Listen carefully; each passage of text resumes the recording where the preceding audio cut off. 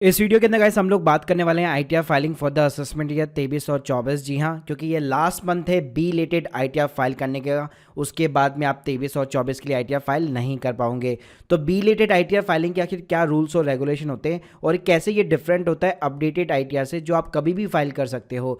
तो मैं step by step सारी चीज़ें बताने वाला हूँ, तो पूरा वीडियो यहाँ पे जरूर दिखेगा। वीडियो की गाइस शुरुआत करने से बताना चाहूँगा, अगर आप लोग टैक्स एक्सपर्ट के थ्रू बहुत ही अफोर्डेबल कॉस्ट के अंदर आईटीआर फाइलिंग कराना चाहते हो, क्योंकि लास्ट मंथ है, तो यहाँ पे लिंक मैंने आप लोगों को डिस्क्रिप्शन बॉक्स में प्रोवाइड कर रखी है। तो चलिए गाइस शुरू करते हैं। सबसे पहले देखिए, अगर मैं रूल्स और रेगुलेशन की यहाँ पे बात करूँ तो नॉर्मली क्या होता है, अगर मैं असेसमेंट या 23 और 24 की बात करूँ तो जो नॉर्मल ड्यू डेट है हमारी वो 31 जुलाई 2023 रहती है, और जुलाई के अंदर ये एंड हो जाती है, और गवर्नमेंट ने इस बार भी कोई एक्सटेंशन नहीं दिया। उसके बाद में गवर्नमेंट आपको एक और मौका देती है बी रिलेटेड आईटीआर के थ्रू, जिसकी ड्यू डेट होती है 31 दिसंबर 2023, यानी कि ये आखिरी महीना है। और यहाँ पे भी उम्मीद यही है कि यहाँ पे गवर्नमेंट कोई भी आपको एक्सटेंशन यहाँ पे प्रोवाइड नहीं करने वाली है। अब गाइस इम्पैक्ट क्या होता है बी रिलेटेड आईटीआर का, अगर आपकी जो ग्रॉस टोटल इनकम है वो 2.5 लाख रुपीज़ से कम है तो कोई दिक्कत नहीं है, आपके ऊपर कोई भी पेनल्टी नहीं लगेगी। लेकिन अगर 2.5 लाख से 5 लाख के बीच में तो 1000 रुपये की पेनल्टी आपको पे करनी पड़ती है राइट नाउ। और अगर बियॉन्ड द 5 लाख रुपीज़ है तो आपको 5000 रुपये की पेनल्टी पे करनी पड़ती है। लेकिन स्टिल पेनल्टी करने के बाद में भी आपके पास में काफ़ी सारे बेनिफिट्स होते हैं, जैसे अगर आपका टीडीएस ज़्यादा कटा हुआ है तो आप इस टीडीएस को रिफंड वगैरह भी क्लेम कर सकते हो। अब अगर गाइस मैं बात करूं कि बी रिलेटेड आईटीआर की ड्यू डेट एक बार ओवर हो जाती है तो आप फिर 23 और 24 के लिए एक नॉर्मल आईटीआर यहाँ पे फाइल नहीं कर पाओगे, फिर केवल आप एक अपडेटेड आईटीआर यहाँ पे फाइल कर सकते हो। लेकिन उसके ऊपर कई सारे रेस्ट्रिक्शंस हैं, आप कभी भी अपना टीडीएस का रिफंड यहाँ पे क्लेम नहीं कर पाओगे। नेल रिटर्न्स के लिए तो एप्लीकेबल ही नहीं है, यानी कि जो अपना टैक्स लोअर कर देते हैं 5 लाख के नीचे ले जाते हैं अपना सारी डिडक्शन लेने के बाद में, तो वो चीज़ आईटीआर के अंदर यहाँ पे पॉसिबल नहीं हो पाती अपडेटेड आईटीआर के अंदर। साथ में गाइस अगर मैं पेनल्टी की भी यहाँ पे बात करूँ तो यहाँ पे आपको पेनल्टी तो पे करनी है, जो बी रिलेटेड आईटीआर वाली पेनल्टी है 1000 रुपये 5000 रुपये, वो तो आपको पे करनी है। उसके साथ में एडिशनल टैक्स भी आपको पे करना पड़ सकता है, यानी अगर मान लीजिए 15-20 हज़ार रुपये का अगर आपका टैक्स बन रहा है तो उसके ऊपर एडिशनल 25 से 50% एडिशनल आपको टैक्स पे करना है, और उसके ऊपर इंटरेस्ट भी बाकायदा आपको पे करना पड़ेगा। प्लस यहाँ पे आप आईटीआर तभी फाइल कर पाओगे जब आपकी अल्टीमेटली कोई टैक्स लायबिलिटी है। अगर टैक्स लायबिलिटी नहीं है तो उस केस में आप अपडेटेड आईटीआर फाइल नहीं कर सकते। तो चलिएगा इसमें आपको दिखाता हूं कि यहाँ पे बी रिलेटेड आईटीआर फाइल करते टाइम पे आपको क्या क्या चीज़ें ध्यान में रखनी है। तो जैसे यहाँ पे हम लोग ई फाइल सेक्शन में जाएंगे, फाइल इनकम टैक्स रिटर्न, यहाँ पे सिंपली हम लोगों ने अभी 23 और 24 सेलेक्ट कर लिया, जो कि ओपन हो रखा है क्योंकि बी रिलेटेड आईटीआर का टाइम अभी गया नहीं है। यहाँ पे मोड ऑफ द फाइलिंग में हम लोगों ने ऑनलाइन सेलेक्ट कर लिया, start new filing, individual status हो गया, कंटिन्यू किया। हम लोगों ने यहाँ पे जैसे आईटीआर 1 फॉर्म को चूज आउट कर लिया। अब गाइस यहाँ पे रीजन पूछा जा रहा है तो हम लोगों ने यहाँ पे अदर्स रीजन सेलेक्ट कर लिया, कंटिन्यू बटन के ऊपर क्लिक करेंगे।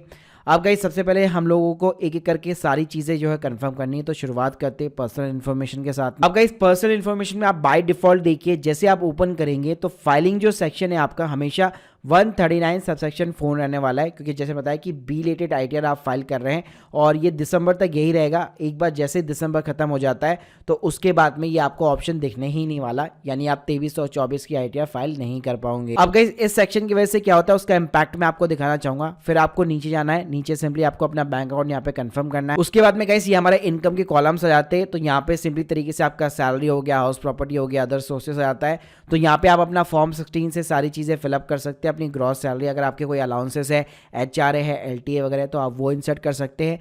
नीचे अगर आप देखेंगे तो आपके बैंक इंटरेस्ट आ जाएंगे, ऑटोमेटिकली आपको ऑलमोस्ट प्री फिल्ड यहाँ पे डेटा मिलने वाला है। तो गाइस नीचे वाला सेक्शन अपना डिडक्शंस का है, और डिडक्शन में भी आपको एटीसी वगैरह देखने को मिल जाएगा। वैसे इन सभी के ऊपर मैंने डिटेल वीडियो ऑलरेडी बना रखे हैं, तो प्लीज़ आप चेकआउट कर सकते हैं। मैं प्लेलिस्ट के लिंक स्पेशली आप लोगों को डिस्क्रिप्शन बॉक्स में दे दूंगा, अगर आपको लग रहा है कि मैं सारे कॉलम्स को यहाँ पे एक्सप्लेन नहीं कर रहा। अब गाइस बी रिलेटेड आईटीआर के अंदर आप अपना जो टैक्स पेड है, यानी आपका जो टीडीएस अमाउंट है, उसको भी यहाँ पे आप डेफिनेटली कंसिडर कर सकते हो। जबकि अपडेटेड आईटीआर के अंदर ये जो टैक्स पेड वाला कॉलम है, अगर आपका यहाँ पे ज़्यादा हुआ है तो आप रिफंड वगैरह भी क्लेम नहीं कर पाओगे। जबकि जो बी रिलेटेड आईटीआर होती है, अगर आपका टीडीएस ज़्यादा है तो पेनल्टी पे करने के बाद में भी, टैक्स लायबिलिटी भी अगर कम है, तो आप अपना टीडीएस का रिफंड एटलीस्ट यहाँ पे क्लेम कर सकते हो। तो गाइस यहाँ पे आप स्क्रीन के सामने दे सकते हो, अगर 6,17,000 की इनकम है तो यहाँ पे आप कंप्यूटेशन ऑफ द टैक्स के अंदर दे सकते हो। तो गाइस यहाँ पे आप स्क्रीन के सामने दे सकते हो, यहाँ पे फीस अंडर सेक्शन 234F करके, जो कि delay in the filing of the return.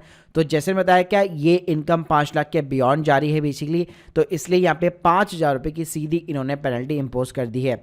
अगर यही चीज़ यहाँ पे आपकी 6,51,000 की जगह 2.5 लाख के नीचे होता आपका ग्रॉस टोटल इनकम, तो हो सकता था कि आपके ऊपर कोई भी पेनल्टी नहीं लगती। और वहीं यहाँ पे अगर 2.5 से 5 लाख के बीच में होता तो ये 5,000 की जगह आपकी 1,000 रुपये पेनल्टी लगती। तो गाइस बस आपको ये दो चीज़ों का ध्यान रखना है कि एक तो सेक्शन आपका 139 सबसेक्शन 4 होना चाहिए, बाकी जैसे आप नॉर्मल ITR फाइल करते हो वैसे ही फाइलिंग होगी। बस सिस्टम अपने आप ही आपकी इनकम के अकॉर्डिंग यहाँ पे पेनल्टी वगैरह लगा देगा। तो यहाँ पे पेनल्टी कैसे पे करनी होती है, तो पेनल्टी वैसे ही पे करनी है जैसे नॉर्मल हम लोग टैक्स का पेमेंट करते हैं as a self assessment taxes. साथ में अच्छी बात यह है कि आपको ये अल्टीमेटली बता देगा कि टैक्सेस के साथ में कितना पेमेंट करना है। तो यहाँ पे आपको सिंपली पे नाउ बटन का ऑप्शन मिल जाता है, तो आपको कुछ भी करने की यहाँ पे जरूरत नहीं पड़ती है, सब कुछ ही यहाँ पे आपको अपने आप ही सेट वगैरह जो है देखने को मिल जाता है। तो देखिए अगर पेनल्टी का अमाउंट है तो आप देख सकते हैं यहाँ पे चालान के अंदर अपने आप ही वो अदर्स के अंदर चला गया। आप चाहे तो इसको टैक्स वाले कॉलम के अंदर भी डाल सकते हैं, वहां पे भी कोई दिक्कत नहीं है। आपको सिंपली टैक्स का पेमेंट करके एक चालान यहाँ पे सिंपली अपलोड करना पड़ता है। कि गाइस ITR फाइलिंग की पूरी प्लेलिस्ट गाइड्स मैं आप लोग को डिस्क्रिप्शन बॉक्स में दे दूंगा, जहाँ पे सारे ITR फॉर्म्स मैंने प्रॉपरली तरीके से एक्सप्लेन वगैरह किए हुए हैं। बस आपको केवल जो बी रिलेटेड ITR का सेक्शन है उसका ध्यान रखना है, बाकी जैसे नॉर्मल ITR फाइलिंग होती है वैसे ही होने वाली है। और ये लास्ट मंथ है तो थोड़ा सा जल्दी कीजिएगा, क्योंकि उसके बाद जैसे बताया था कि आप केवल अपडेटेड ITR कर सकते हो और वहां पे आपके लिए काफ़ी ज़्यादा रेस्ट्रिक्शन वगैरह जो है रहते हैं। So guys hope you like this video, please subscribe channel. अगर आप लोग के कोई भी डाउट्स है कमेंट बॉक्स के अंदर ज़रूर बताइए। Thank you guys, thank you very much.